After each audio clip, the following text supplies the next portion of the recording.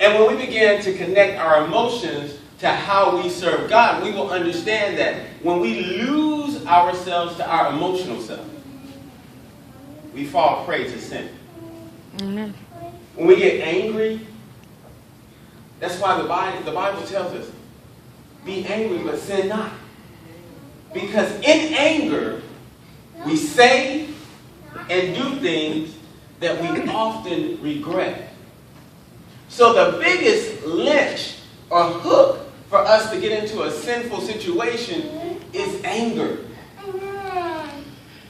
Because when we get angry, anger in and of itself is a primal emotion. And that word primal means we kind of lose ourselves to the way we would normally respond if we weren't in this angry state. So the Lord wants us to understand that there are things that lead us to being in a situation where we sin. And then if we continue to be, that's why I worry about people that stay angry too long. No, we don't. Do we want to hear what makes sense when we're angry? No, we don't. So are we going to listen to the voice of the Lord when we're angry? No, we are not. So that's why I wanted to focus in on this anger and how we are to overcome that one emotion. Now, don't get me wrong. There are other emotions, selfishness, our ego, pride, that lead us away from God. But anger is the one that you can see in anybody. You can see it in a child. Children get angry. And when they get angry, they do some of the same things that we as adults do. They swing, they hit, and they spit, and they say things that they wouldn't normally say. So it is something we all can relate to. The word appears with this fourth definition in Romans 6 and 19, Romans 7 and 5, verses 18, verses 25, and 13 times in the first 13 verses of Romans 8. And when I say that, I'm talking about the word flesh. Let me say that again. The word appears with this fourth definition in Romans 6 and 19, 7 and 5, verses 18, verses 25, and 13 times in the first 13 verses of Romans 8. It is central to this study. Paul teaches us that the fallen human nature is inherently rebellious against God. We are naturally going to rebel against God. If we rely on our natural state, we're going to go against the Word of God. Mm-hmm. You don't have to teach children how to do negative. They've got it already. Why is it so quick for a child to catch a cuss word, but you can't get them to say their prayers? Hallelujah. We inherited this nature from Adam, unfortunately. It was not eradicated when we became Christians. It's still within us. But we are no longer forced to follow its dictates as we see in Romans 8. We now have the Spirit within us who is strong enough to keep the flesh from getting the upper hand. Well, what kinds of things does the flesh cause us to do? The acts of the sinful nature are obvious. And this is coming from Galatians 5, 19 through 21. Galatians 5, 19 through 21. The acts of the sinful nature are obvious. Sexual immorality, impurity, debauchery, idolatry, and witchcraft. Hatred, discord, jealousy, fits of rage, selfish ambition, dissensions, factions, and envy, drunkenness, orgies, and the like. My God. When you wrap your brain around that, when we were in, I remember when I was in the world and, you go hang out at clubs and you see people just almost like they lose their mind in the club. And literally what they were doing was losing their flesh. They were losing their will to war against the flesh. What does alcohol do? It makes you So it subdues you to natural, logical thinking and releases you to respond. That's why people say things when they're drunk that they may not otherwise say. Because they have lost the will to fight the flesh. Hallelujah. The flesh motivates the selfishness we sometimes feel. The whining about our circumstances. The petty jealousy. The jockeying for power in the office and in our marriages. The lure of pornography, the desire for money and possessions, and all the rest. In chapter 7, 14 through 25, we explore our struggle, and that's Romans. We explore our struggle with the flesh. In 8, 1 through 17, we see how the Spirit can enable us to live free of the flesh. So in 7 through 14, in chapter 7, we see the struggle that we have with the flesh. We see the struggle.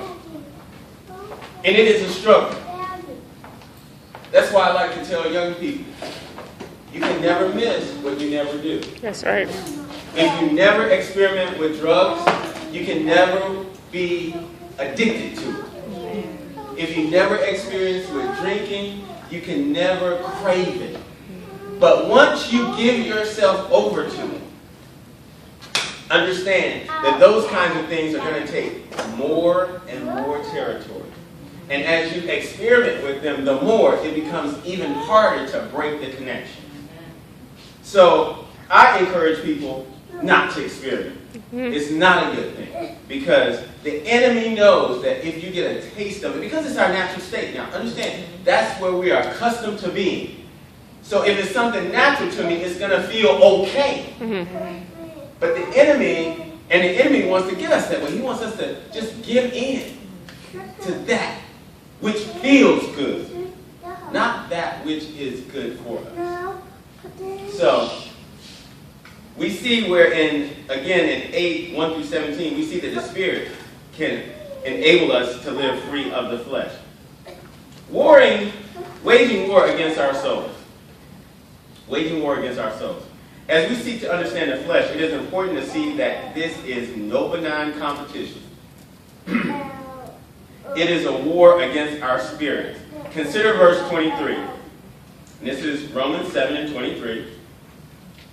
I see another law at work in my members of my body, waging war against the law of my mind and making me prisoner of the law of sin at work within my members.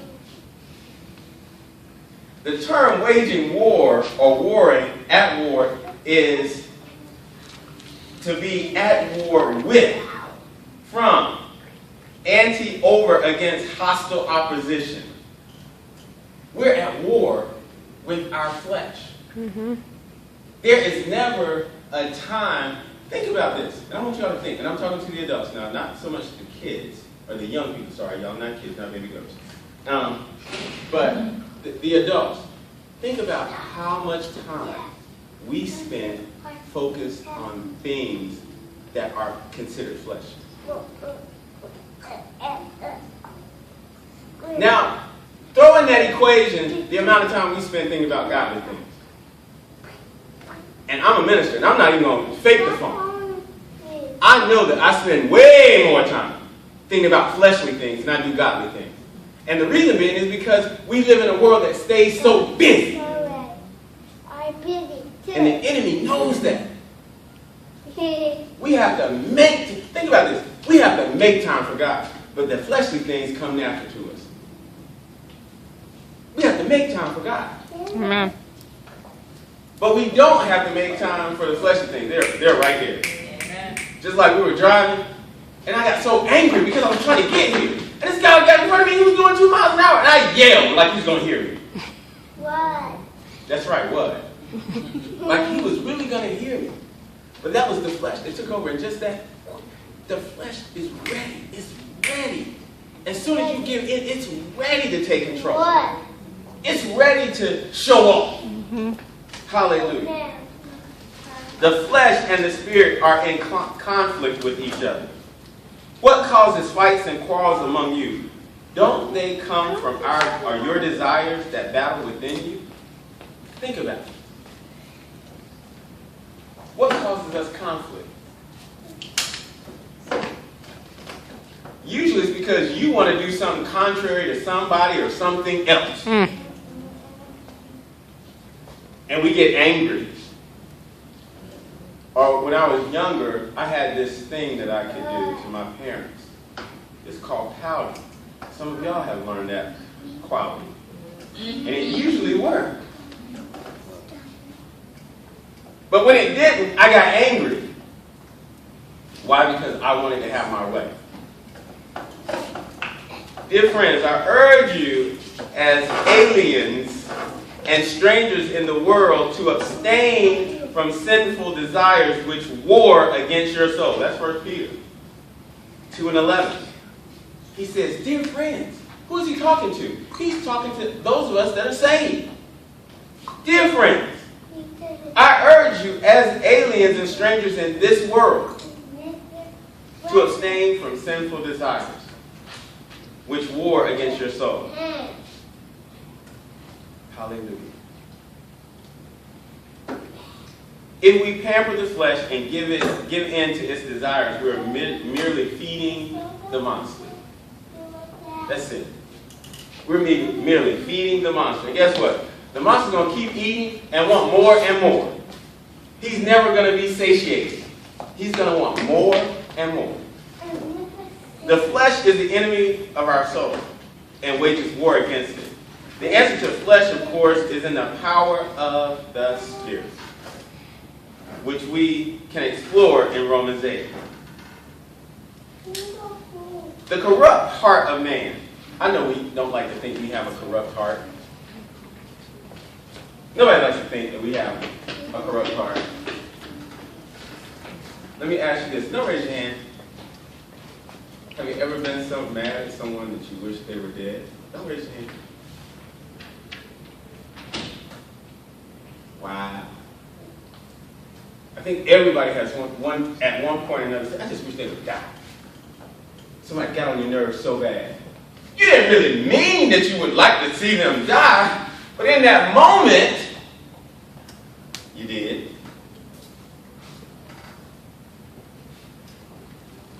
Or, if she got hit by a car, I wouldn't miss her tomorrow.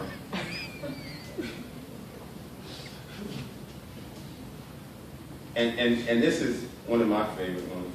They're going to need me before I need them. They're going to need me before I need them. What is God that?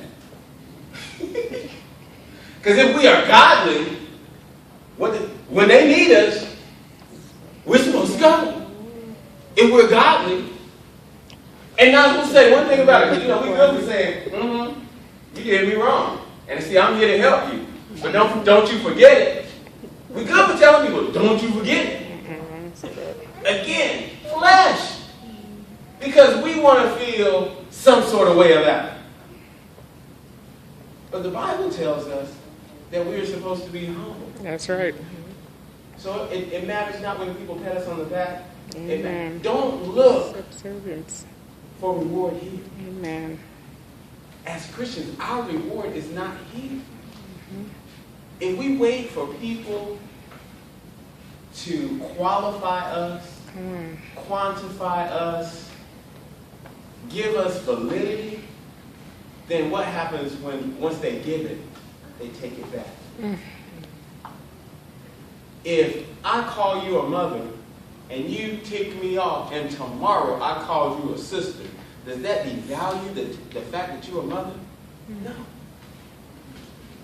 So we have to not look for things of this world, because those are qualities that serve to feed the monster, which is the flesh. Amen. Man in his present